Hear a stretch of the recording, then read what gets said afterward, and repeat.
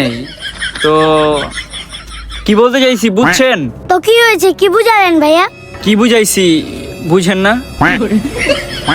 এগুলা কি চোখ টিভি দেন কে ভাইয়া? আচ্ছা আমরা কি একটু পার্সোনাল ভাবে কথা বলতে পারি না?